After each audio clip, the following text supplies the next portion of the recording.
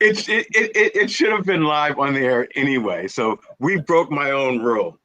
Good morning or good afternoon, everybody. This is William Rochelle, but you can call me Bill. And I am here live and honored to be with Bambi Lynn. Bambi has such a great story to share. And it's a story of overcoming, becoming, faith, and a trust and belief in God. Absolutely. I met Bambi. This is the first time Bambi and I have ever seen each other. But I met Bambi over the phone because I wanted to do an article. I was looking for content. And one of her good friends is the mom of one of my good friends. And we kind of connected and we spoke. The conversation went on for like an hour, I think. It did. Which was unusual because it was kind of like a quick kind of like, what can I get from Bambi for some content? And I wrote an article. I think it was a beautiful article. I think it was an amazing article. Thank you. Thank you so much. Awesome. But it was hard because, and I think I told you at one point, it's taking longer for me to write because your life is so rich. You can't just write like a surface article. It has to kind of come from the heart. As I dive into treasures of my heart. That's my second book. I know. In the Journey of Josephine, it's all right there. HealingThroughStories.com. My other one comes out in June. What's that going to be about? It's called The God. Are you right? Oh, no, just keep talking about me first. Just keep, layering it on, like, come on, keep going. No, but your spirit is so great. And afterwards, she sent me like these care packages. I think you sent me two. The first one was all blue. And I still have this net.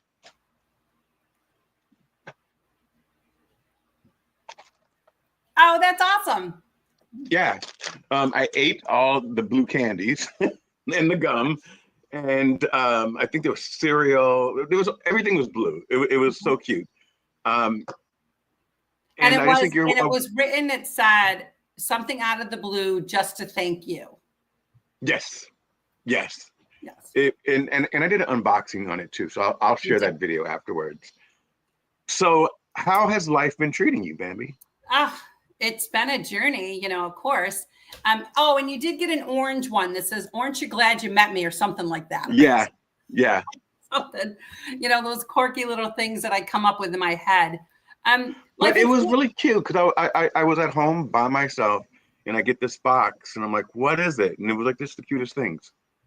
Yeah. And I do that as a ministry also. Like right now, whenever somebody contacts me and says that they're, or struggling or whatever, I run a ministry now of a little bit of sunshine, of encouragement, that I get people all across the country to send cards to people that send me an address. So they're getting cards from all across the country. And if somebody's local, I'll put together, some kind of basket and leave it at their door. In fact, because I don't want them to know it's me, I actually go up to their door with an umbrella so they can't see my face. And I'm sneaking up to the door, to leave something. It's the little things that count in life. I tell people all the time, you don't have to do something big in order to be noticed. I think some people think you need to. Yeah. I just think that everything about you is of service, which is phenomenal. Yeah. And we need to get into your story. Yeah, because I was just going to say, when you go through much, you get through it, you get through the muck of it, what else do you have to do but to become a different person, to grow, and also to impact other people's lives? I have been on since March of last year. You are my 197th interview that I have done on a podcast. You almost hit 200 wish we could have celebrated that, but you're not my 200 yet. So, but I've been able to share my story. I've been able to, be on radio stations, be on podcasts, to share my story. Our trauma is not our death sentence. And I think that we're thinking that we go through all this trauma in our life, that's our death sentence and we can't live beyond that. How about taking a new look at our trauma and the things that we go through in our lives and look at them as first aid kits? Look at them as first aid kits for yourself and for the people behind you that need to know, how did you do it? How in the world did you do this? And I tell people all the time, I did it because I was sick and tired of being sick and tired of being the person that walked in the room that everybody's going, oh, poor Bambi, she went through this, she went through that. And I got tired of being that person in the room. I got tired of wearing the t-shirt that says, hey, I'm a trauma victim, because of my childhood and the things that I had gone through. Now I want to be that person that walks in the room that people run to and say, hey, give me some ideas and how I can work through this. Teach me this so I can work through that.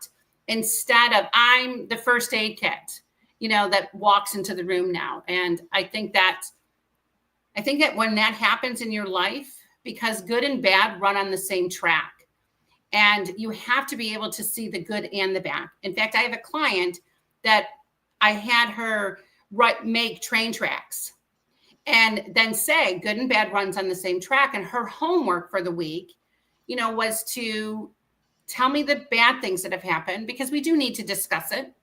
Tell me the bad, but I want you to tell me the treasures that you have received because of that bad, because good and bad run on the same track.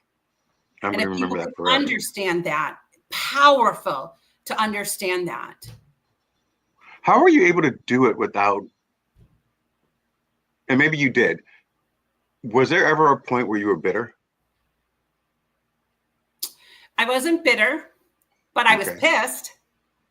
There were times in my life that I wasn't bitter. There were times in my life that I would say, my story, just to give your audience, a little bit of a background, I wrote my story, The Journey of Josephine, which is the story of my life, that when I was a little girl, my mom made me a doll, which became my security blanket, which became something that I told my secrets to. All of us have either a stuffed animal or we had a blanket that we carried around. I had my doll, Josephine, and my life was a lot of trauma. When I was 4 years old, I had a grandfather decide, he loved the idea of coming into my room with a bathrobe and naked.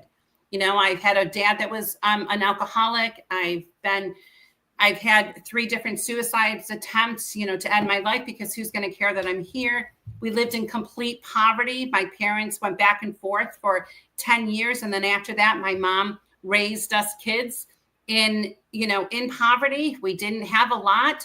There were 4 of us.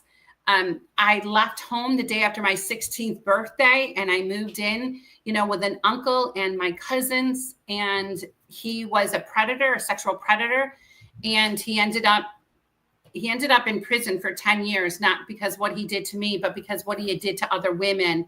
So he ended up in prison. I got married really young.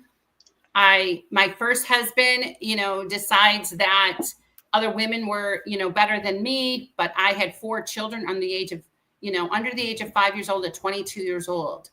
And then I married another man that, I was 2 weeks after we got married, I was a victim of domestic violence. So, I've had to work through that. I had an attempted suicide at 16 years old, and I went to a psychiatric center, and I found out that I was pregnant, for my first daughter, which is going to be 38 this year. And that was a turning point in my life.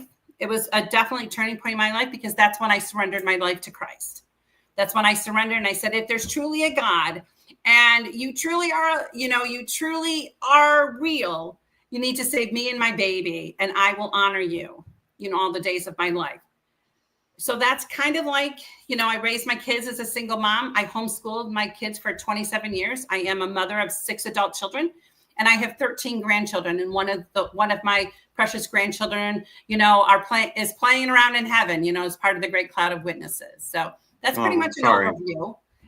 It was 6 years ago, and I get to tell this story. I never I never not include him in that I have 13 grandchildren, because he was a lot. He's He still was here. life to us. Yes. So that's pretty much the overview of my book. So at 16 is when you surrendered your life to God? I did, at 16. And I didn't know, when I was a young girl, at that time, years ago, I don't know if there still is, but there used to be church buses on Sundays that went around picking up the misfits, and took us to church. I don't know if people still do that, but I was a misfit. My mother and people in our neighborhood, our parents looked at the fact, oh my goodness, I don't have to be with my kids for 4 hours. Yeah, get on that bus, Right.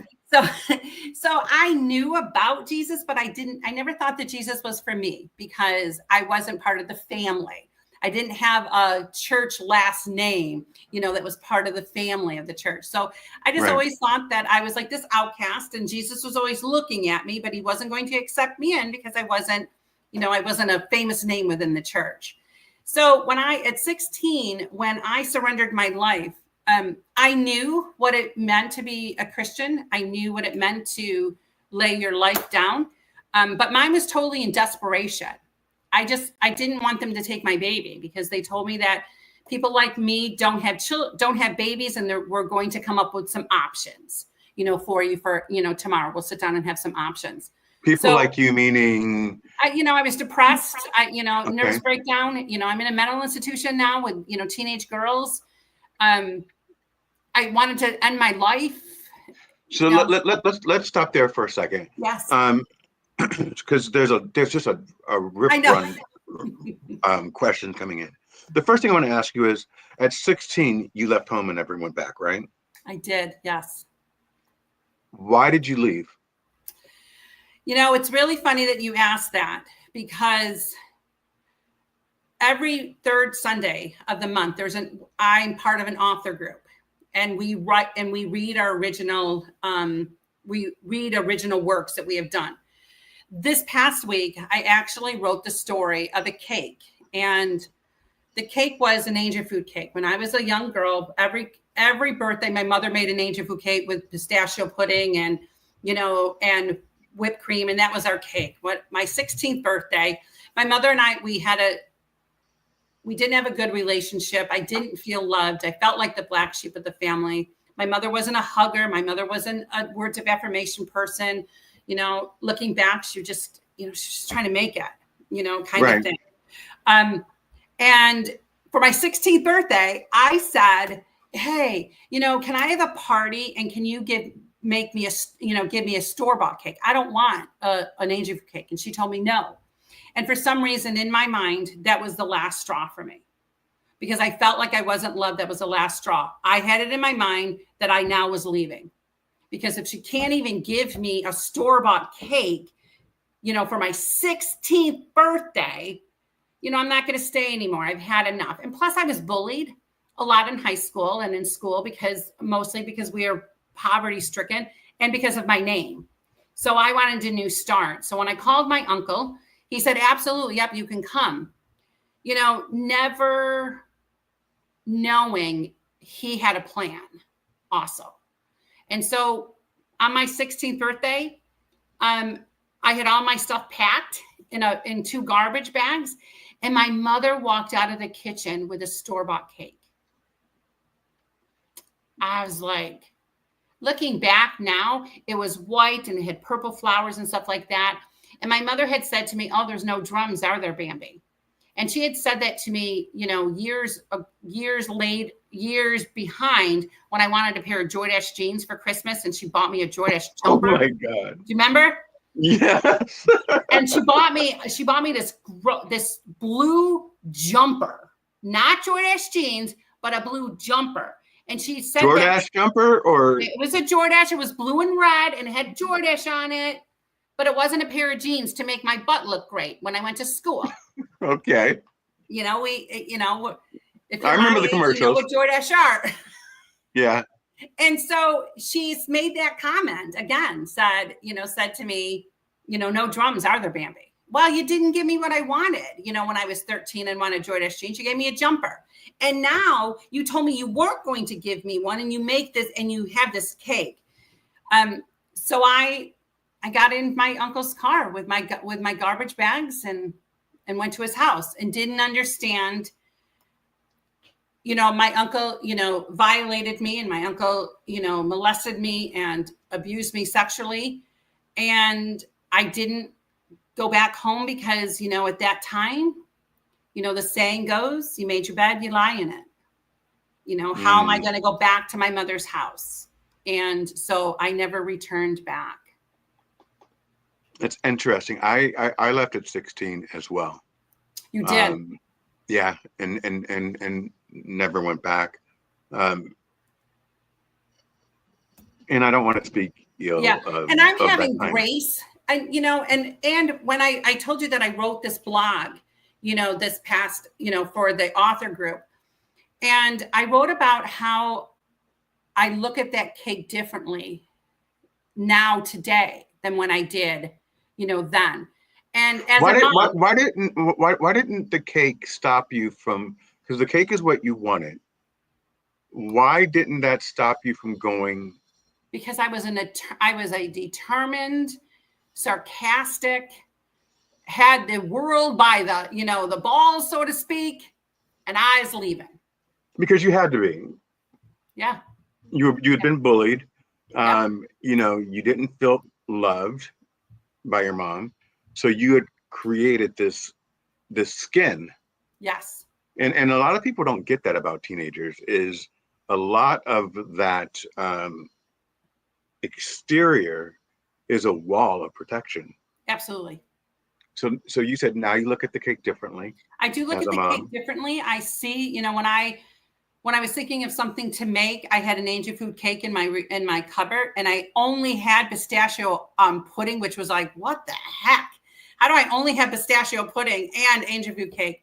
And I realized, because I'm a mom and because I made some mistakes, as being a parent. I have some children that look at me as a hero, and I have other children that still look at me as a villain, that I ruined their life. But I think the older you get, the more that you experience life, the more that you've been beaten down and you got to get back up, you start looking at life a little differently. And, and my mom, that was all my mom had. That was all my mom could do. She didn't have enough energy from being beaten down herself and being a single mom, living in poverty. My mom worked, but we were what they call working class poverty, that we couldn't get any help. And she had 4 kids, and she had kids that, wanted to explore their lives. And I think, looking back at it now, I think that was a tradition for her. That was a tradition that she just wanted to thing. And I have traditions in my family that my children go, I don't understand why you keep doing this. But you think you're showing them so much love, and you realize at that age, we don't look at that. And I think that we just have to grow up. And now I have a little bit more compassion. And I had my grandson with me this past weekend, and he's 15. And one thing that my mother did with me, which is so weird, is that she would play gin. And so I taught my grandson how to play gin, this past weekend. And he wanted to beat me, so he made me keep playing until he could beat me. So it was such an emotional weekend, because my story, and I wish that I can have my mom understand this. My story, my perception of my story has nothing to do with her. Yeah. I didn't do it to hurt her. Right. I didn't write my story to hurt her. I wrote my story because I needed to heal. I needed to take my life back, and I needed to get rid of the trauma t-shirt, and it's not about her. And I wish that she could see that. Is she still with us? She is. She's still alive. My dad's not, but she is. Do you guys talk? No. I'm going to try. I am going, I'm going back to Buffalo in May. I'm going to try. I went to try to talk to her, last time that I was in Buffalo, but there were some things that happened, that I found out that she was part of it. And I was like, I can't do it. Yeah. I just can't do it. But I have compassion for her now. Yeah. Because you understand her better. I understand her. I'm 55 years old. Yeah. I've lived some life. It's interesting because My mom and I have healed, Mm-hmm. but certain times I talked to her right before this came on because my mom has her own ministry, and I said you should listen to my podcast because it's going to be more faith based, and the story is just magnificent. And then she started talking about her story, and I Mm-hmm. always have to tell her it's not about you. You know, when I talk about my trauma as a child, she talks about her trauma raising us, and I keep on having to say, but you were the adult. So Yeah. how are you comparing this? Yes. And So all of our that's children, all we want to hear, and I think about this with my children, because I made some mistakes. I grew. I was yeah, 22 years old with 4 children under the age of 5 years old. that's a lot. And then I was 28 years old when I got pregnant for identical twins. So I had 6 children in my early 20s. And one of my children said to me just recently, he said, Mom, I guess I didn't understand all the stuff that you have gone through. I guess I didn't get it, and I didn't understand that you picked up all the crumbs off the table and didn't understand that you belonged at the table. So your whole life was all this drama, and all this trauma that you've gone through. And I didn't realize that. But with my children, I have to allow them. And I think it's me growing and it's me developing, finding out the healing, realizing that my children, there are 6 different perspectives. There are 6 different stories. There are 6 different points in their life that they were born into. So some of them like my daughter that's going to be 38 years old, she should be the one that should be hitting me upside the head all the time and beating me up because she had to walk through the whole trauma. Right. She still was loyal to me. There are some that walk through the trauma and say, I'm not going to be loyal. And I have to be okay with that. And as a mom, that was really difficult for me to be okay that I have 2 children that don't talk to me and I have 3 grandchildren that I don't have a relationship with. I have to be okay with that because they have to walk out their own lives. Absolutely. And anytime that they want to see me, anytime that they want to build that relationship, my first words as their mom should be, I'm sorry. Not, oh, well, you have to understand this happened. That could be part of the conversation after my children have their voice. And I think that as parents, we don't understand it because we're thinking, if you see a different perspective, we're thinking you're blaming us. And you're not. You're just telling us. You're not saying, you were a terrible mom. We're just saying this is how we experienced it. And we don't know how to, because our children are our heart and soul. Even after you grow, your cells are still inside of us. You are part of us. So we don't understand that anytime that we didn't do something right, it's not that you're trying to get even with us. It's just that you want to be heard. Yeah. That's interesting because I think in what you're saying is something that I've just started recognizing is that we all see the world through a different lens. And my brother and I grew up in the same house. And I would say we grew up in an upper middle class, hardworking mom, put herself through law school. And my brother would say that we were raised in the ghetto. And I asked my mom one time, why does he think that? And she said, because he used to drive to the ghetto to hang out with his friends. So he actually did. And people out there, a ghetto doesn't mean anything racial. It means, it was just a rough area. Yes. So our perspectives are different, and the way that we deal with life is different. Yes. It just matters, and it matters which lens you're looking through.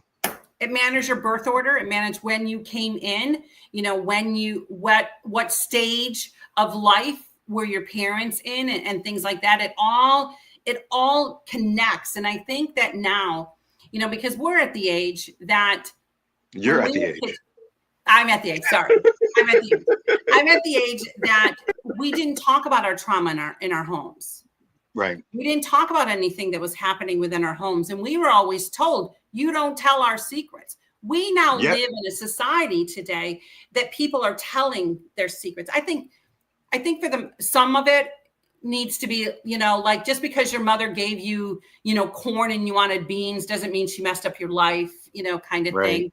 But they're able to talk about it, and we're able to see and acknowledge some things that my mother never would have spent the time to acknowledge. My mother said, I raised you, and that's the way that it was. I look at things and say, I raised you, but oh my goodness, I wish I could have done better. Oh, I wish that I was healed and healthy, in my relationship. But I was struggling myself. I was going through, infidelity, sexual problems and domestic violence. And I had gotten burned at 25 years old. I had a pressure canner blow up on me, so there were so many. A pressure canner blow up on you by accident? Yeah. I had Okay. Spaghetti sauce inside of it, and the lid sealed itself. And so it blew. So when we went to try to unseal it, it blew up. And so I spent 17 days in a burn unit. God. At 25 years old. Like we moved 13 times, and these are some of the things that my kids didn't see. They experienced it, but they didn't realize all that stuff like affects, somebody. But I just wish that I could have done, I just could have done better, but I didn't know better. And now But you did the best that you did the best that you knew how to do in that moment. And one of the things that helped me with my mother is that I recognized that she had me at 20. And then I looked at my mind at 20. And my daughter just had her first child at 32.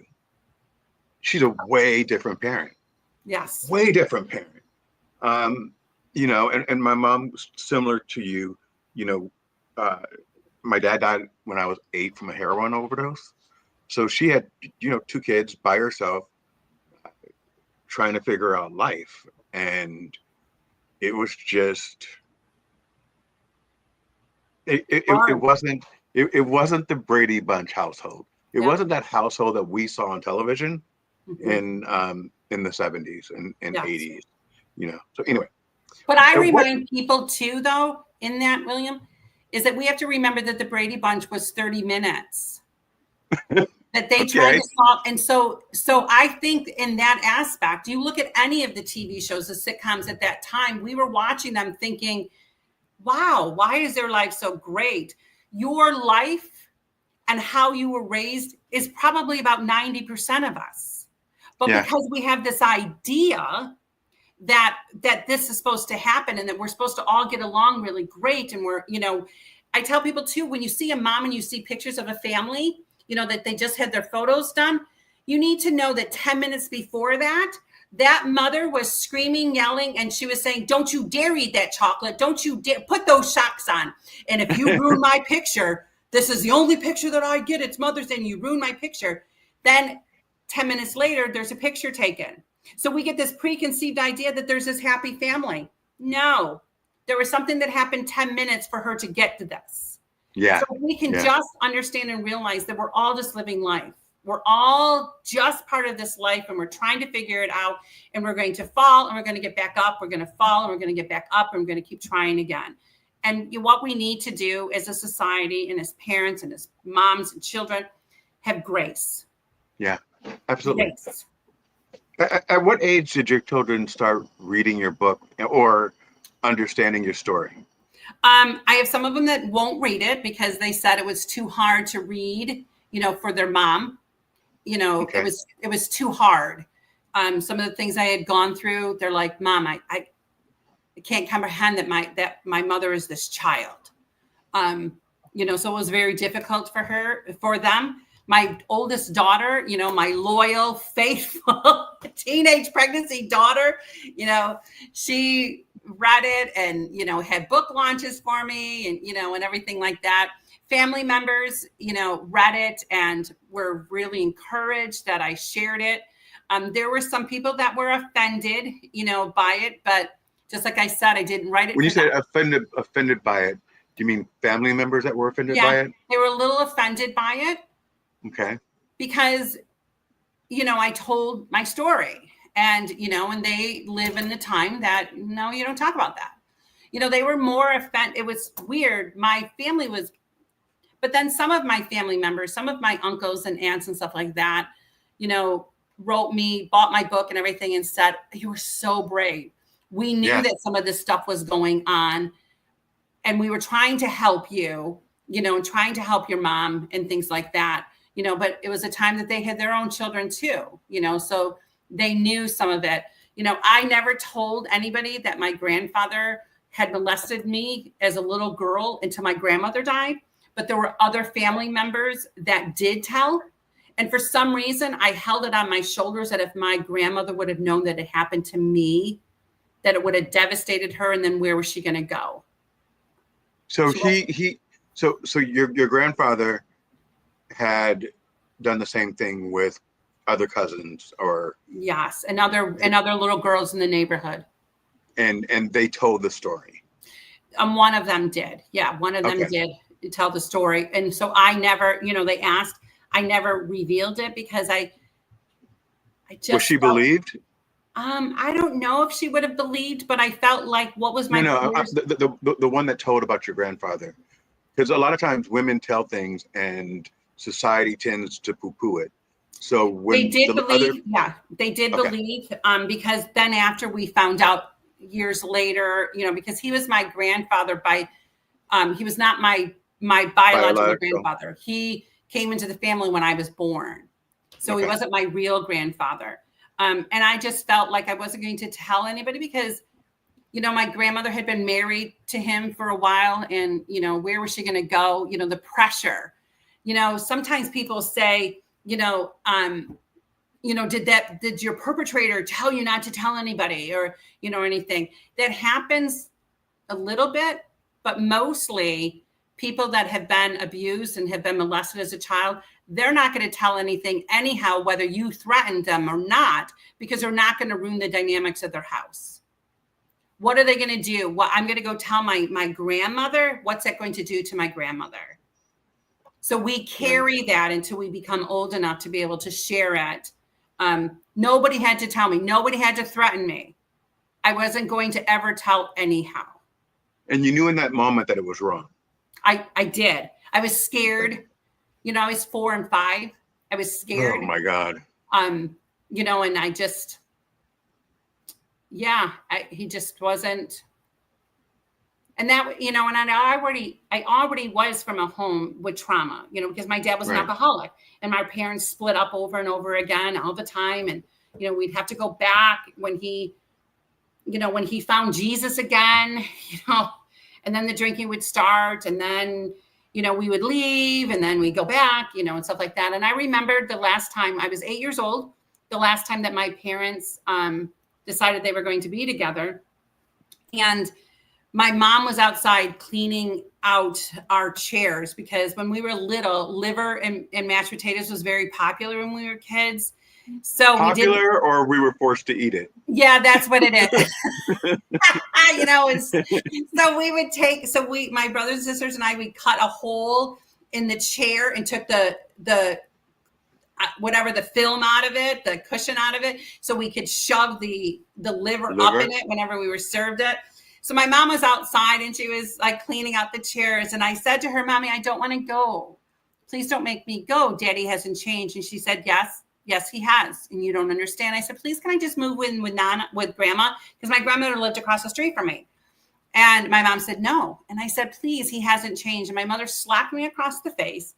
And my mother said to me, "You don't understand." And I didn't understand until I was 28 years old and I got slapped for the first time across my face.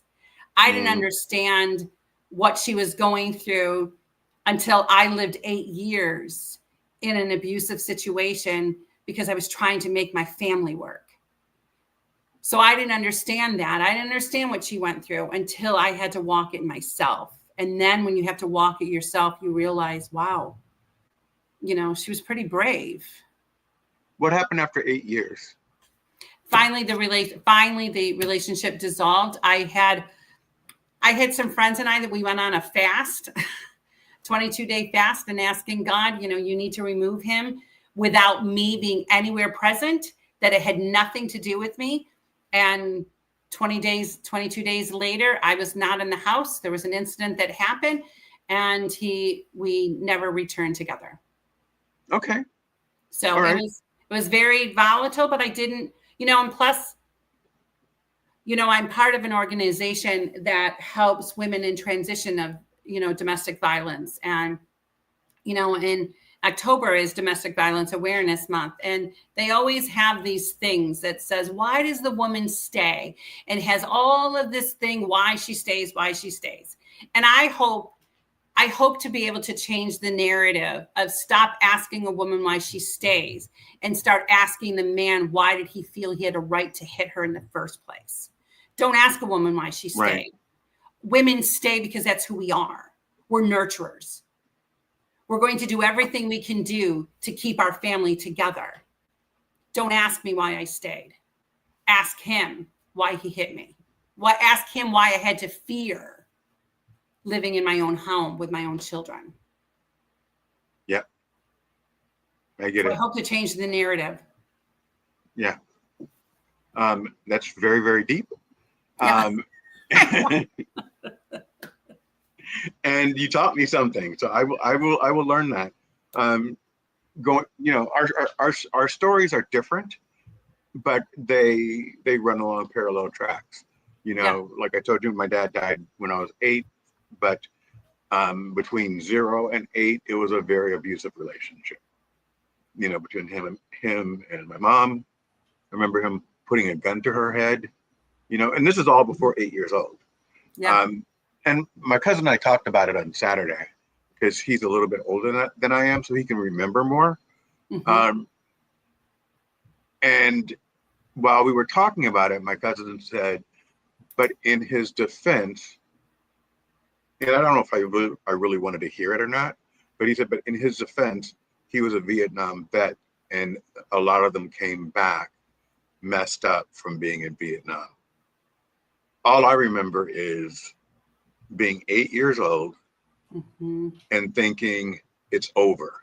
Yes. And as an adult, I think about that 8-year-old kid, and his father just died. And instead of feeling sorrow, that 8-year-old boy felt a sense of relief. Yes. Yes. It's even today. I mean, it doesn't make me sad. I mean, it is. It's part of your story. Yeah, it doesn't make me sad at all. It's when I reflect on it, I can't comprehend the lack of sorrow and the feeling of relief. I understand how it felt in the moment. And people would say, "Oh, I'm so sorry," and I was like, "Don't be." You know, I mean, I wasn't. There was never a sense of sorrow, because even we talked about our parents.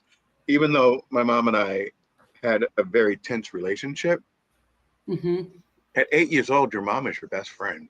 Absolutely, she's your hero. Yeah, and so it was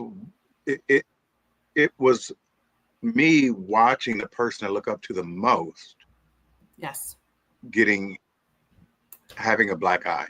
Yes. Or him taking a candle and setting her hair on fire. Like, who does that? And not understanding that this isn't normal, you know? Right. You know, because back in your day. Back in my day. Yes. we were told, don't discuss what goes on in the house. Absolutely. So I didn't know that this wasn't going on in everyone's house. Right. So anyway. And that's you know, and I think when you talk about your hero, my son said to me one time, he was reading a book on the relationship between a mom and her son. And when a son is young, we are a hero to them. We can do nothing wrong. You know, our sons say, we're going to buy you the biggest house. You're going to live right next door to us. You know, I want to marry you. Our boys wear our clothing. They walk around with our high heel shoes, and things like that. They just want to be everything to do with their mom. And then there's a point in a boy's life that he's starting to become a man. And then he's starting to realize that his mother has flaws. Yeah. And that affects a boy, that affects a man. And that's why a lot of times men and boys, young men, they pull away from their mother because how dare her be human? And they have to go back to forgiving themselves and forgiving their mother for being human. And then they begin a respectable relationship, And so like my son said even with his wife, they were sitting on the couch and we were just talking and he said, to his wife, he said, if I was to have an affair on you, you would beat me out of here and you would shove me out of this house and I wouldn't return. He goes, but you know what? I would be able to call my mom, tell my mom what I did, and my mom would allow me to come because her love is unconditional. A mother's love is so unconditional. So it's so different. That's the only kind of love that is unconditional. It may be damaged. It may have some tatter to it, but a mother's love is unconditional. But a man, we have to allow our sons to let go, and we have to allow our sons to begin to start looking at us as human and not, and we can still be a hero, but we're human. So I'm surprised you said that because of the relationship with your mom. I know. Because I at times didn't feel as if that love was unconditional.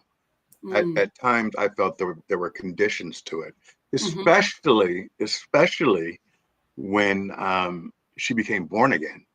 And then, it was really kind of not judgmental, but I don't know if you ever went through this, but absolutely. You're outside and you're drinking, and then one of your friends stops drinking, and then they're like, why are you still drinking? I'm like, just because you stop drinking doesn't mean I have to stop drinking, Yes. And so that it's getting better. Like I can't be 100% honest. Yes. With my mother, because I think that certain things she's going to well, I feelings think about. When you say stuff like that, I've been saved 38 years. But in the beginning of my walk, I would, for some reason, and I think this happens to a lot of people, when for some reason, when I would open up the Word of God, I would always see the do's and the don'ts. I would always see the laws that I needed to follow because I had been such a wretched sinner and the things that I had done. So now I have to try to be good. I want to try to do this good. I want to try to do this that when people see, wow, there's a change in her. And not that that's bad, but it does form a legalism. It does form a way that we think that we're better than everybody. But it wasn't that I wanted to show, I didn't want to do that.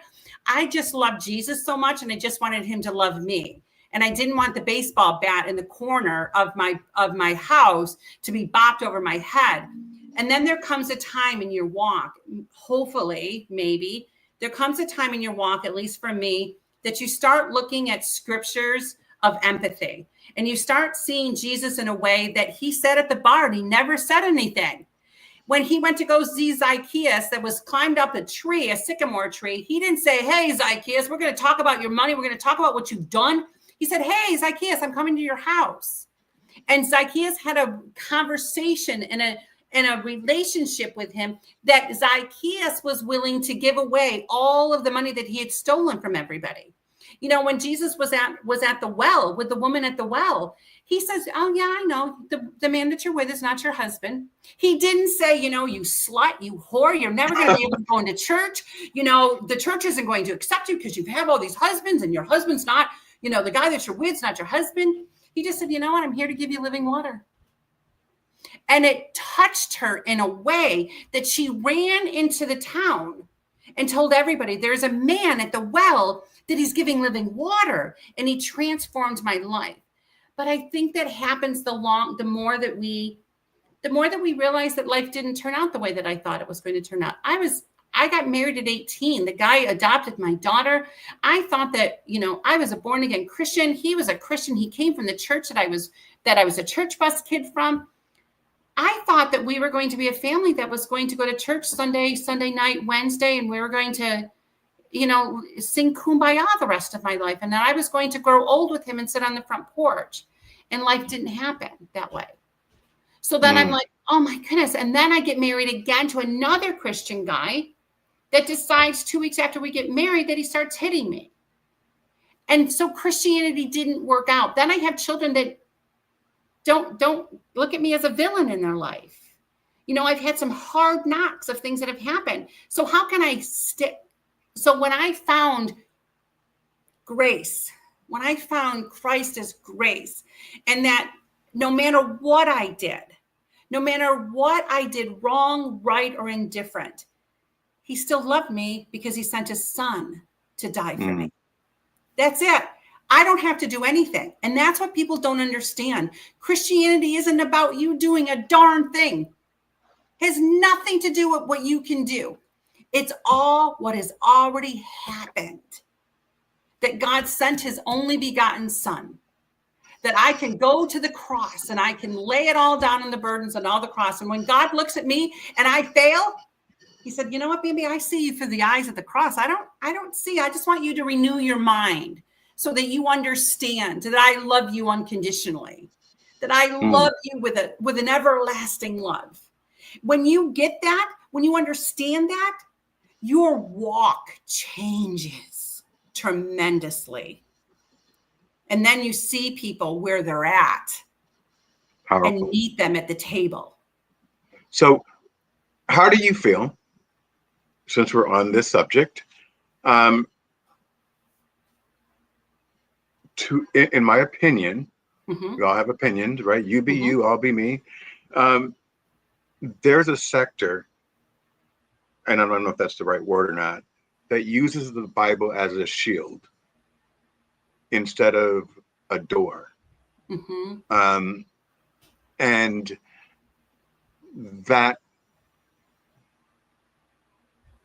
that torments my soul because I'm not like you or my mom. My mom is great. You're great. I don't read the Bible every day. I can't quote every scripture. No, either do I. I can tell you that the basis of the Bible is about love and acceptance and non-judgment. He without sin cast the first stone. And honoring our neighbors, loving our neighbors for who they are and where they are. What's your opinion on my view of the shield versus the door? My view is that I had the most amazing opportunity to spend 17 years into people's homes. I had the most amazing opportunity to sit at tables that were broken. I had amazing opportunities to sit with people that I would have never sat with, if I didn't have the job that I had. I think that when you are in the middle and you see things like Jesus did, he didn't condemn, he sat with us. He sat with the sinners and had conversations. It doesn't mean, my sons hate when I say this, but I believe that God is black and white. But I also believe that there is gray and grays in empathy. I don't have, and it depends. I'll tell you an example. I went to one house in Georgia, in the Blue Ridge Mountains. I went there for the Census Bureau. The guy opened up the door and he is in transition. So he was a male, but he looks like so he's transitioning into a female. And they allowed me in their home. And I have a personality that I can say, hey, can we have a conversation? A non-judgment conversation. Can I ask you questions and you ask me questions? Yeah. And he said, absolutely. Now they were raised in the same kind of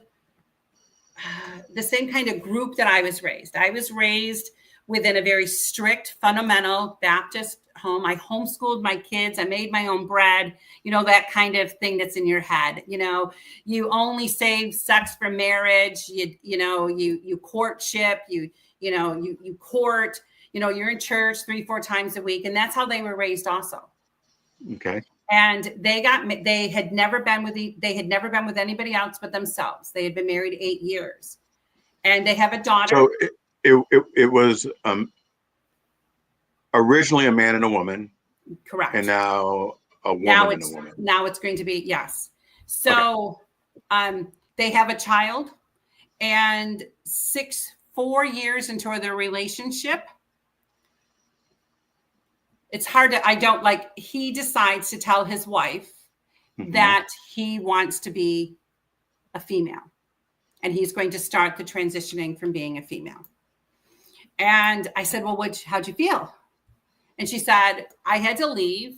I left for 3 months, and I didn't leave because I didn't love him or her. I left because I needed to comprehend what's just happening to me. What's happening? Like we'd never been with anybody. We were, we lived together. We didn't have sex before marriage, and all this is happening.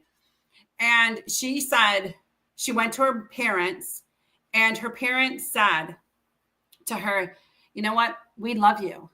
We do not agree with what's happening. We don't agree with it, but we love you. And I'm going to show you the love of Christ.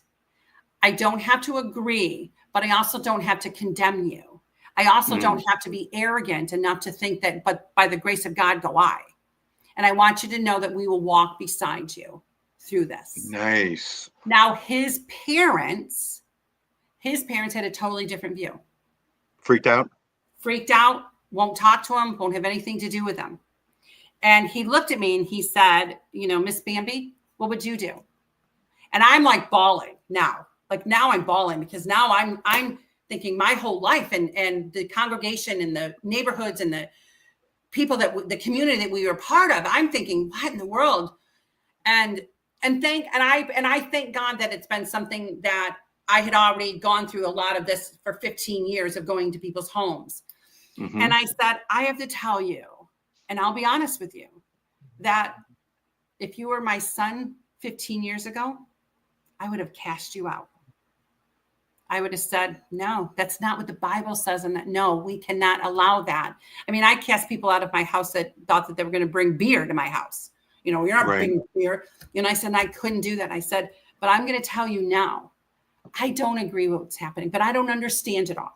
And sometimes we make decisions because we don't understand what's happening. Right. And as parents, we take it so personally. You were supposed to be something different than what you're turning out to. So your parents are taking offense to that.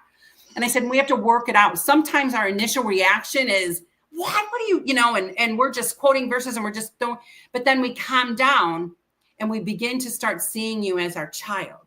And I said, but I know today I wouldn't, you guys are married. So it is what, it is. But if you were in my home, there would be some guidelines I want you to respect.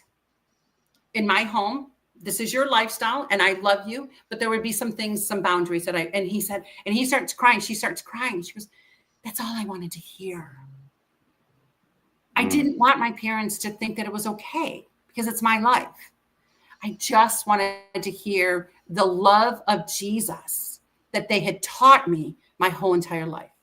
I don't have to agree with somebody's lifestyle, but I had another household that, the Catholic Church, they were both a same-sex marriage. And she died and I went to her house because she was going to be part of the Nielsen TV ratings. And she said that the priest told her that her partner wasn't going to go to heaven because her partner was gay. And so she wasn't going to go to heaven. And she goes, what do you think? And I said, okay, you're asking me my opinion. So we're having table talk. So whatever I say, we're not like, and she goes, no, I just want to know. And I said, you know what? I said, I've been married 2.5 times. I had an annulment, so I count that as a half. I said, I was married 2.5 times. And you were in a same-sex marriage. I said, God looks at sin as sin. I said, but the problem is that your sin has nothing to do with your salvation.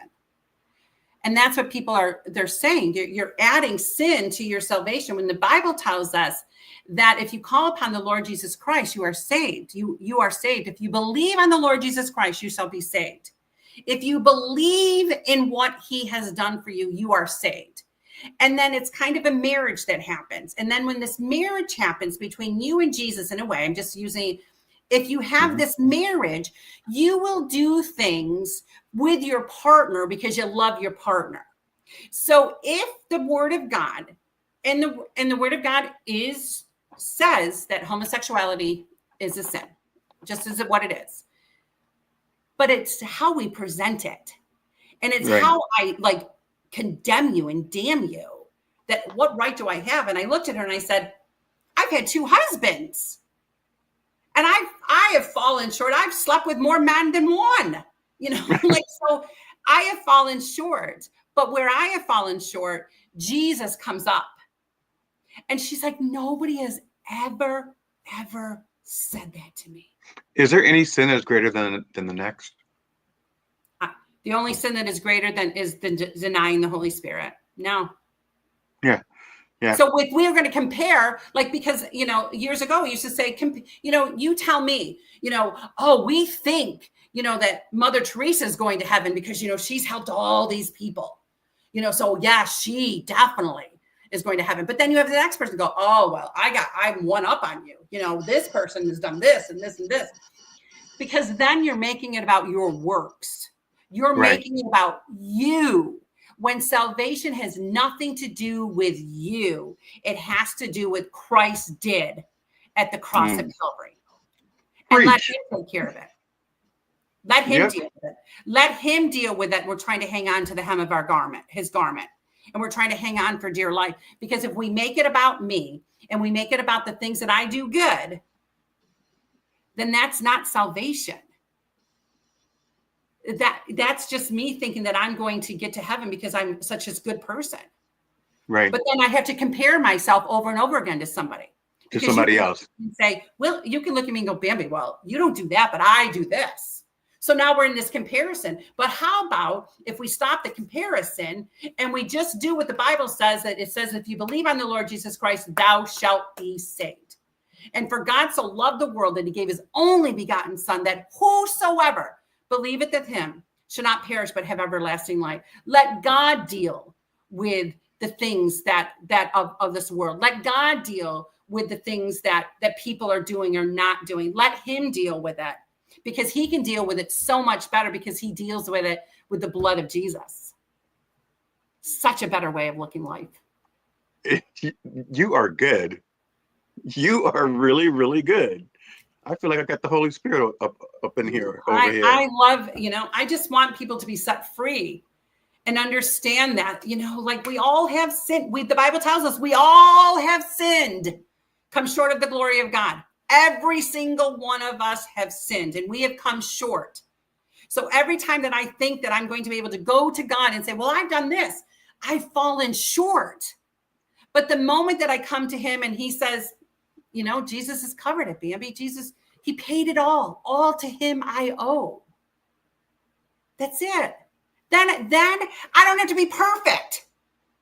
Then I do things because it's about a relationship. If you and I were in a relationship, and there was this respectful relationship, and you loved me, you would do things to show me how much you love me. So you wouldn't go out and have an affair, because that wouldn't show me how much you love me. It's a relationship. Right. That you would show me how much if you love me and you say, oh my goodness, I love my wife so much, I'm going to go buy her flowers. Or do you love your wife so much that you're going to go get her a pile of dirt? No. Right. So let God take care of all of that. That was excellent. That was excellent. The way that you explained it and the story that you wove, you sound like an author. Oh my word. I have 3 questions I want to ask you. Okay. First, you said you bake your own bread, so I expect bread at my doorstep. That's funny. I don't bake my own bread anymore because I'm just by myself. Well, you can always start again. You could. The other thing is, which I found amazing, the wife stayed with. She did. The new wife. She did. That because is she stayed love. Because she made a covenant and she loved him. You know what? The last thing I'm going to say, and I don't want to get canceled, people, but this is just the truth. There are some things that I don't understand, but God tells me it's not up to me to understand. Absolutely. You know, because the assumption, the mind's understanding is if you're transitioning to be a woman, then you're going to want to be with a man. That's my Right. mind We're all assumption. trying to figure it out. Yeah. Right. But this young kid one day,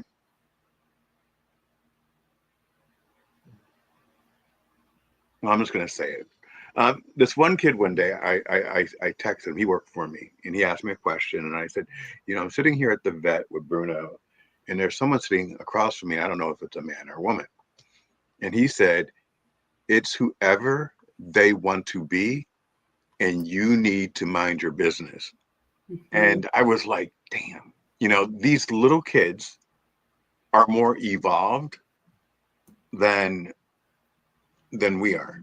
Because when we grew up, there were certain things that you wouldn't associate with because you would get afraid that you would be put into that group, right? And nowadays, I love the fact that people can be who they are and still find a path towards glory. And it's not up to us to judge someone else's life, because as we started in the beginning, you have 6 kids. I have 2 brothers, and all of us look at our life differently. Mm-hmm. And we all grew up in the same house under the same mom, so it's always the lens. So I may never understand somebody else's journey, but it's not the journey that God gave me. Absolutely. Does that make sense? Absolutely. It does make sense. And I think that we are better people when we ask the question instead of seeing, something that we don't appreciate or whatever, instead of saying, oh my goodness, what's going on with them? How about, why don't we say, I wonder what their story is? Yeah. Yeah. That's what that kid taught me. Yeah. Because you know what? We don't end up where we're at without a story that has been behind us. Something has happened to us to transform us and to have us have a way of thinking in our lives that nobody understands. And I just, I am so thankful. Like, I can't even thank God enough for giving me those 17 years in people's homes. Because I know that if I didn't have those 17 years, I know I would be a totally different person than I am today. Because you got to meet people from all walks of life. I got to meet people from all walks of life. I got to sit at tables that nobody else would sit at. I got to sit at tables that roaches fell from the ceiling, onto my computer. I sat in homes that, that their walls were coming apart, that they had holes. I sat in a $6 million home with a woman that cried like a baby in a fetal position for 2.5 hours because I listened to her. And what you found out through that, and I think that you told me this in our conversation, was at the core, there's no difference between the $6 million house and the house, the roach infested house. Yeah. At the core, when I say at the core, I mean the values, the Absolutely. Soul, the mindset. Well, there's a difference in mindset, because I think when I was explaining this to a kid yesterday, when you're in poverty, you really do need to see something, or someone needs to speak something into you. Yes. To show you that there's a different path. Absolutely. So there is a different mindset. If you grew up in a $6 million house, you know that you could do anything you want. Yes. But you're still broken. But you're still broken, right? But you could do whatever you want. Yep. But if you grow up in a slum and no one tells you that there's a different path, or you don't see that there's a different path, I think it's harder to get out of that It is. mindset. It And is. so a lot of people are like, well, why don't they just pull themselves up from the bootstraps? Because they don't have any boots. Yeah. You know, Yeah, they don't exactly. they don't have any boots. So you can't really you can't really say, because you know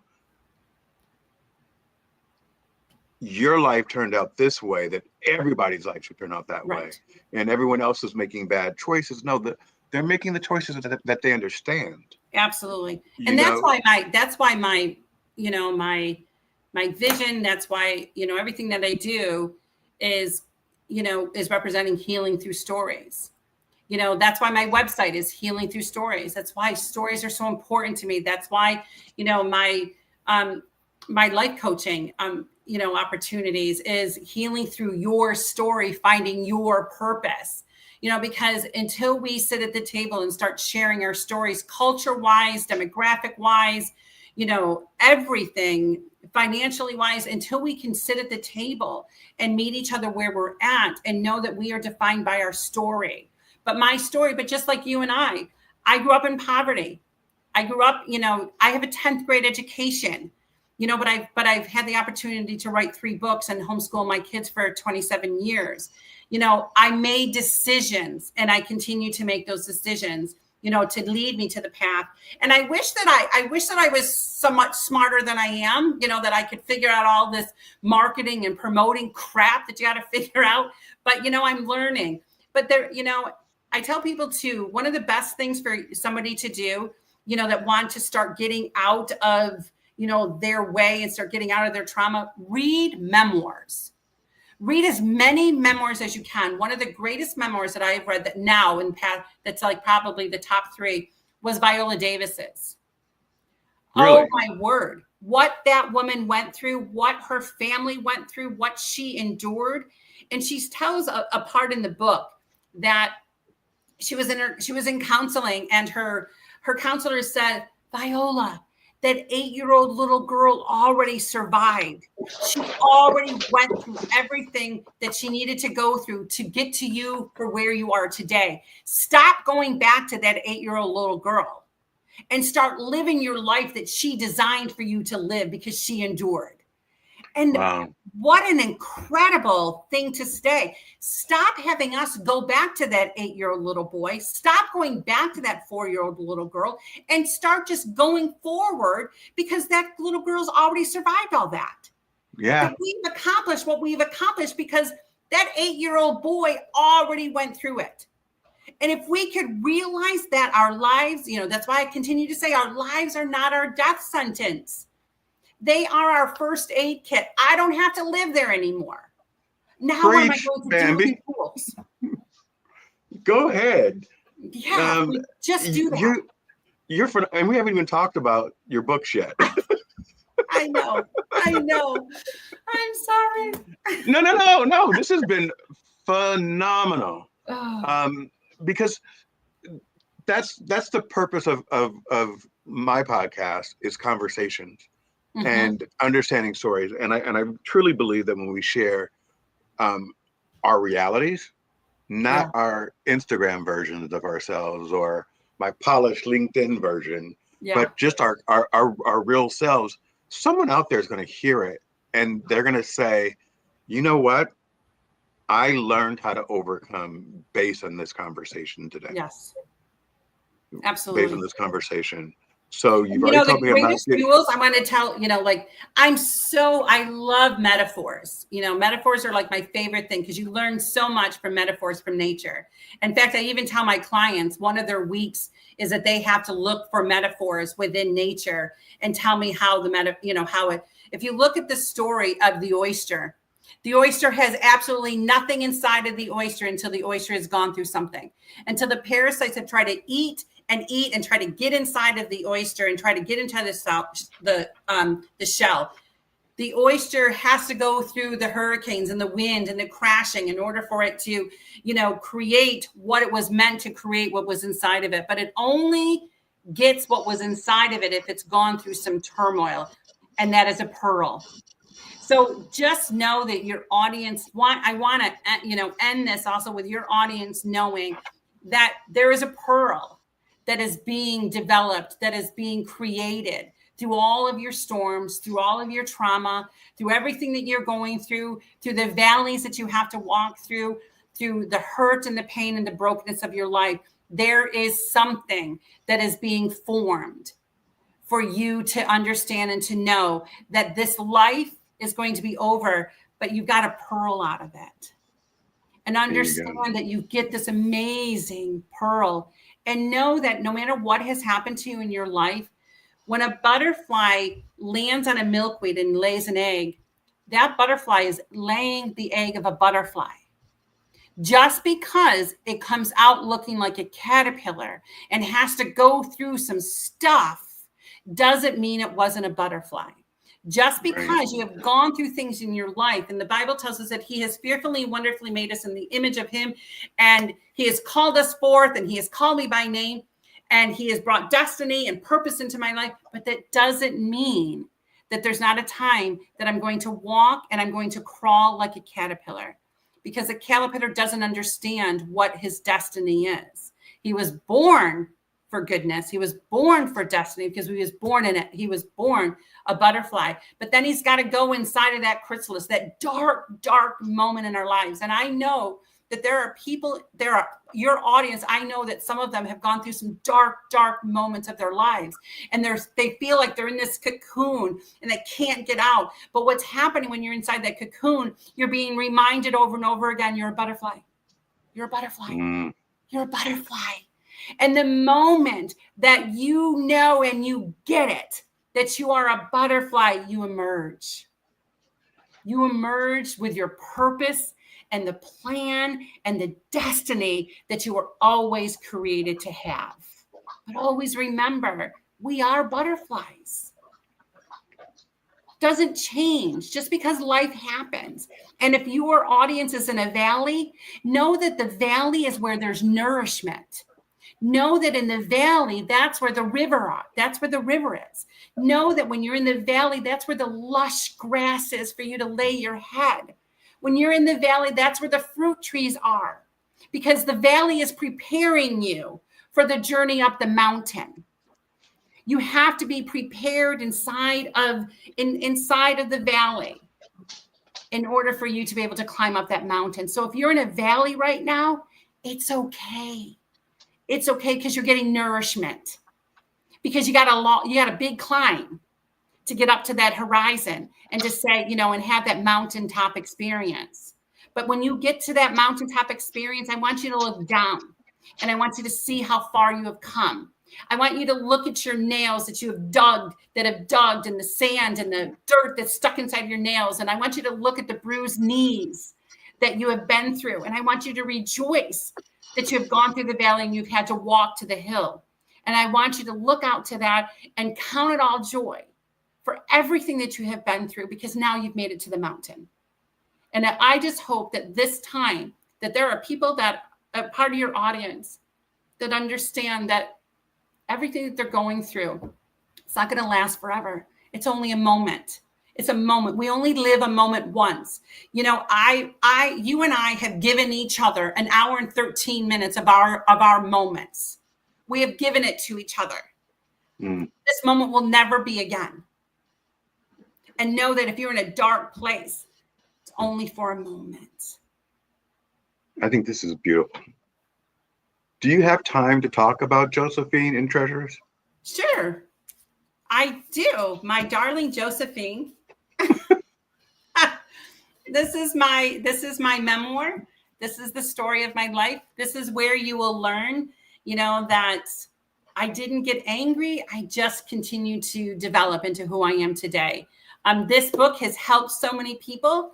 When I received it in the mail the first time, and I sat for 6 hours reading my book, cried, wept, healed, some more onions were peeled off of me. And I realized, I closed the book and I looked up to heaven and I said, God, I'm not this girl anymore, but help me to find her. Help me to find her. Because this girl, the girl that you need me to find, she needs the courage to know that she can go on. Let me find this girl. So God has led me to amazing people to be able to find this girl and to be able to give her hope. and encouragement. So that was my first book. And Josephine is the doll that your mom made for you? Yes, and I still own her.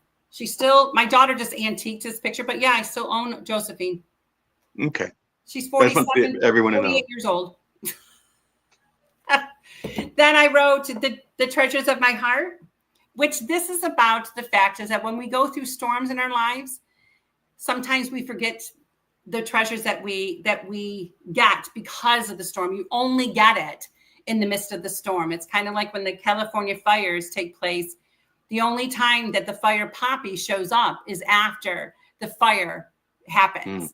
So sometimes there's treasures, and sometimes we're so caught up in the things that have hurt us that we don't understand the treasures. So this is a book of about 36 different treasures that God gave to me throughout my life, to show you that look for your treasures.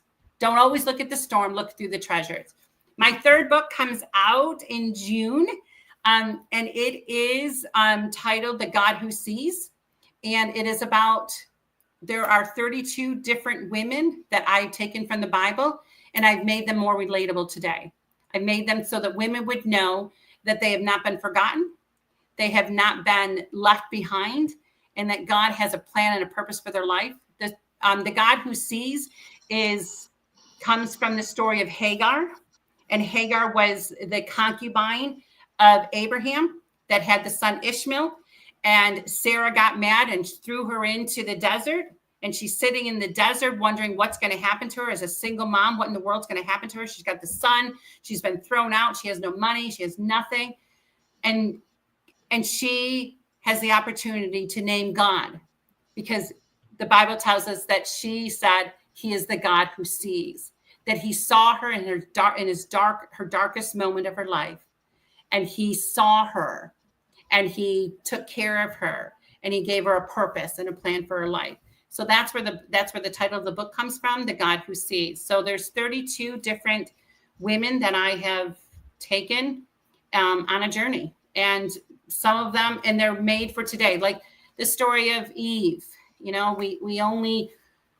I took Eve's story as if she was a woman that she would have to go to the prison every week because her son was a murderer, but she never turned her back on her son, but she will always go. And that's mothers today that, they're heartbroken because their children have made bad decisions, but it's still their child, and she would still go, to the prison. So I told the story through that eyes instead of what everybody else would. I told the story of Tamar. Tamar is, there's the story in the Bible is that it was a blended family. David had 3 wives. Tamar was one of his daughters, and she was raped by one of her stepbrothers. So I told the story through the eyes of blended families, of be careful who you allow in your home. Just because you're in love and you think you're in love, you're missing the red flags that are happening within the home with your children. So that's kind of like what the book is about. It's just taking all these women and making them more relatable today. What gave you the strength, and what was your first step towards becoming an author? A burning passion, a burning desire to know that there's something inside of me. I had a 7th grade teacher that I had written something in school, and she called me into her office, and she asked me to come into her office. So I went into her office, and she said, I just want you to know that you have a gift, you have a talent, and someday you're going to represent this school in being an author. At the time, I had no idea what that meant. I had to quit school at 10th grade. I did get my GED, so I'm not total, like a total illiterate, but you know what? I really believe that there are those of us, no matter what type of structured education we have, yes, we were meant to achieve certain things. And I don't believe a degree is always the thing that gets you I totally ahead. don't. And I know that when I walk into a room, people have no idea. I don't represent the face, of a 10th grade dropout. Right. And not that and I don't mean that disrespectfully, but I just don't meet the criteria when I tell people. In fact, my friends say, you don't need to tell anybody anymore.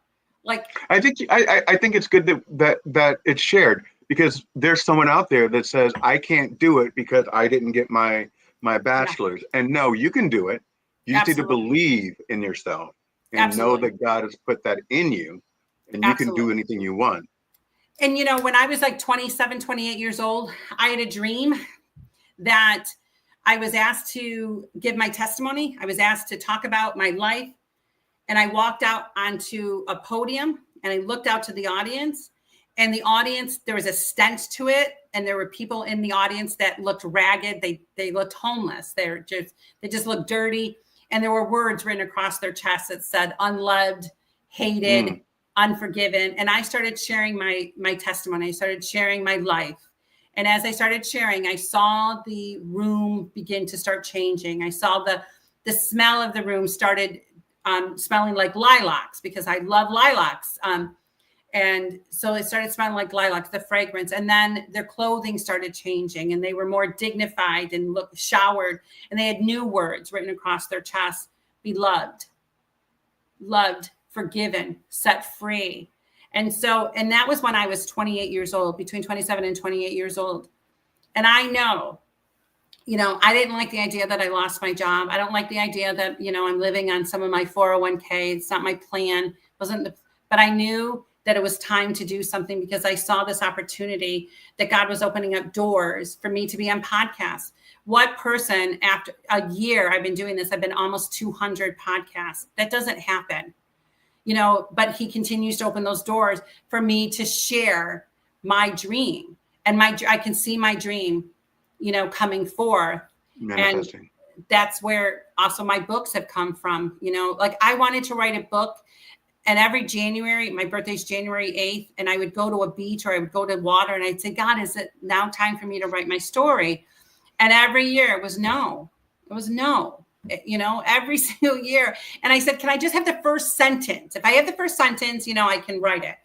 And then finally, I moved down south, and I went to Jekyll Island in the Golden Isles of Georgia. And for my birthday, I went there, and I'm like, God, is it time? You know, I was 52 years old. I came home and I saw my doll sitting on my head post in my guest bedroom. I'm like, oh my word, yes. And I began to write, and it took me 3.5 weeks to write my story, because I had been writing it for 52 years. And every night I would read it. You just started doing this. Yes. 52 was my first book. Wow. And I'm 55 now. And I kept reading it to my girlfriend. You know, every night I would read it. And she was an editor and stuff like that. And we would be bawling and crying, and it would just wrote. And after I was done, she said, I can't edit that. Like, there's no way I can edit like that. That is divine, Bambi. I can't edit that book. You're going to have to find somebody that's not going to edit you out of it. Right. Because you can hear you through the whole story. And that's what happened, is that I found somebody, you know, I had no idea what I was doing. I still don't have any idea how editors work and stuff like that. I just happened, my first book, one person became my editor. My second book, my third book, I have a different editor, which she was my daughter-in-law. She was the mother that had lost that she lost my grandson, and their marriage was dissolved through it, but we still stayed friends, and she's my editor. So okay. I don't know what I would have to do. I don't know what I would do if somebody else was editing my books, because she totally edits and she puts it in order. She'll publish it for me. She'll font it for me. She'll format for me. She'll put it where the numbers are supposed to be. If anything ever happened to her, I'd be in trouble, because I wouldn't know how to do it. You know, so that's why my next book comes out in June. Congratulations. I'm so excited. I think that you've explained in great detail how your life has had peaks and valleys. Mm-hmm. I loved what you said about when you're in the valley. That's where the river is. That's where the grass is lush. That's where you lay your head. Mm-hmm. And then you crawl out of it. Mm-hmm. I think that you basically everything that I would have kind of summed up this conversation with was in that moment that you said to the audience, which is, if you're down there, just remember it's a moment. Mm-hmm. And we talked earlier, and I said my cousin and I had a conversation on Saturday, and I was talking about what, we both shared we're looking for positions. Mm-hmm. And he said, Bill, this is just a moment. And so that has been a theme for the last 3 days for me. That's awesome. That this is just a moment. It keeps repeating itself. This has been a magnificent conversation for me. Is there anything that you want to add? No, I just want people to live their lives, and There don't you be go. and don't have your life define you because of what you've been through. Have your life be defined what you're going to do with it. I have a lemon tree, and I'll end with this. I have a lemon tree, and I've never had a lemon tree. I've always wanted a lemon tree. I've always, so last year for my Mother's Day, my daughter bought me a lemon tree. Now I've had to transplant this lemon tree 3 different times. I've sat outside on my back patio trying to watch the lemon tree grow, thinking that I'm going to be able to watch it grow. Right. And then I get blossoms on my lemon tree. And now my blossoms are turning into lemons, but I didn't know, because I'm not from here. I didn't know that lemons are green first before they turn yellow. Mm-hmm. So I was totally kind of mad about that. Like, how dare you? Like, I'm like all excited to have a lemon tree. But, and then, that lemon is going to be able to be harvested, and I'm going to be able to have those lemons in my hand. I'm going to be able to see those lemons. I'm going to be able to touch those lemons, and I'm going to be able to make a decision with those lemons. I'm going to make a decision. Am I going to keep those lemons? And I'm going to look at them and just say, oh, there's just something sour. I'm not going to do anything with them. Or am I going to look at these lemons and decide, oh my goodness, I can add a little bit of sugar. I can add a little bit of honey. I can add a little bit of ice, and I can add a little bit of water, and I can have some lemonade. Or I can look at these lemons and say, oh my goodness, I can make homemade lemon meringue pie from a real lemon that came from my lemon tree. And I tell that story because life is a process. Life is planting seeds. Life is watching harvests. And life is looking at the harvest and saying, what am I going to do with that? I could have chose to be a bitter woman. And you know what? And some people would say that I had every right to be a bitter woman, that I had every right, what had happened to me through my life, that I had every right to stay bitter. I had every right to hold on to these lemons and create bitterness in my heart. But I chose to open up and make a slice through that lemon and squeeze out the juice and create something that would be refreshing to somebody. And that's what I want to leave with your audience. It's your choice. Do you want to be bitter, or do you want to be refreshing? This is your life. You live it once, and it's your choice how you're going to leave it. Absolutely beautiful. Where can we buy your book? Well, you can buy it on Amazon. I know that you have people all over, but you can also buy it on my website, healingthroughstories.com. You can subscribe to my website. I only send a blog once a week. I do not bombard people with 2 and 3 emails a day. Oh, that's me.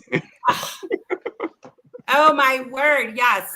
So you could go on my website, and right now I am offering, if you sign up for and subscribe to my my blog, there is a code that's a 10% discount from my book, on there that is given. Or I have t-shirts that I sell that says my story, your first aid kit. And so all my books are on there, and you'll receive a blog every week of things that I write about. So go to healingstories.com.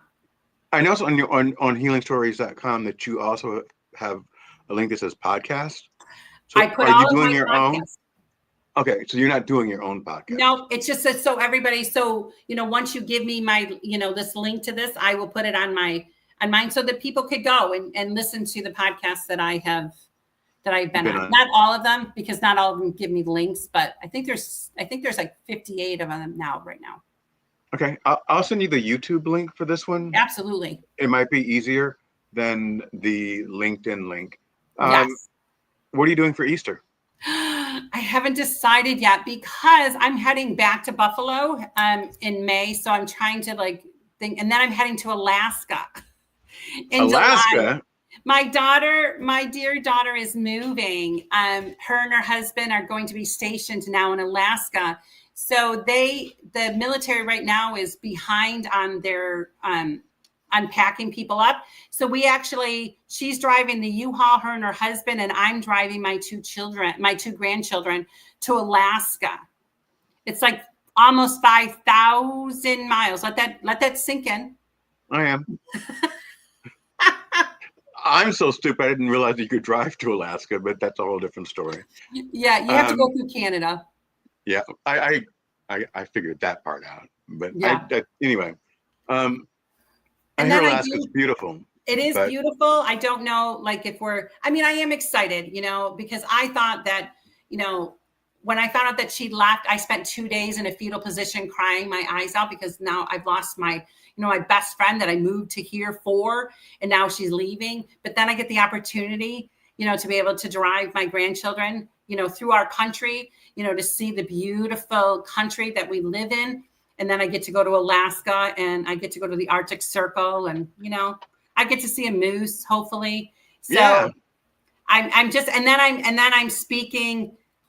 Then I'm driving to Dallas, Texas, because I have a speaking engagement that I was asked to speak at through a women's conference. It's called Trauma Through Triumph in Dallas. So that's what I'm really trying to do. I'm really trying to build up a speaking thing and then do my life coaching.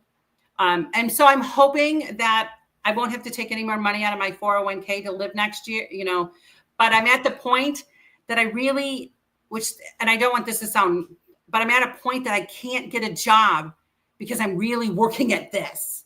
It's like, that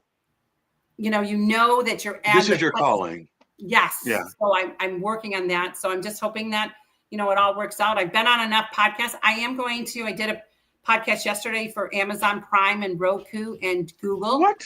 I did. Yeah. And the guy was like you after, he let me speak for an hour and I get done. He goes, okay, I don't know what just happened.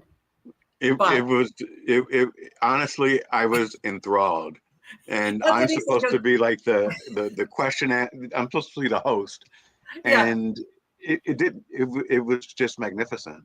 Yeah, that's what he said. He's like, I've been doing this for 30 years, and you have me speechless. And I just share my heart. It's just my heart. So it was just so that will come out in June 1st. So I'm hoping, that would be, that will actually anchor me someplace, on speaking engagements. And I don't want to be big on life coaching. I want to have one-on-one, because what I've done is that I send a box to my clients, a box of things that were projects and things like that we're going to do together one-on-one.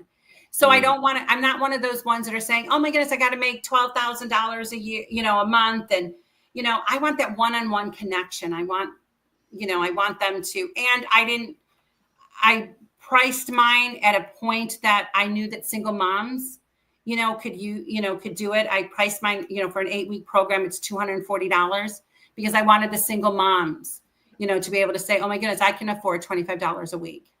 And they can get that through healingthroughstories.com as well? Yeah, they can do it through, there is a, you can't get a 10% discount on it, but you can go on to healingthroughstories.com. And what I do is I send you a box and we begin the journey, together for 8 weeks. So they pay first and then you send the box. Yes. Yeah. Yeah, people do have to pay first now. You're not just sending boxes out willy-nilly and then people are like, people have to pay now, Yeah. So yeah, that's my desire, is to continue, to be, I just want to touch lives. I just want women, especially because I am a woman, and just want freedom. I just want freedom because it feels really good. And I'm going to leave with, this feels like love. this conversation feels like love. Thanks. And that is authentic Mhm. and beautiful. Thank I you. wish you the best, Bambi, and I I really wish you the best appreciate you too, coming and in. thank you so much. All right. All Hey, right, take care. everybody. Thank you very much for tuning in. I loved my conversation with Bambi Lynn, and please check out her book, The Journey of Josephine and The Treasures of My Heart, which I thought it was originally named The Treasures of My Father's Heart, but I don't know where I got that from. And then you can get in contact with Bambi through healingthroughstories.com. Everyone have a blessed day. Thank you for joining in. Bye-bye. Bye, Bambi.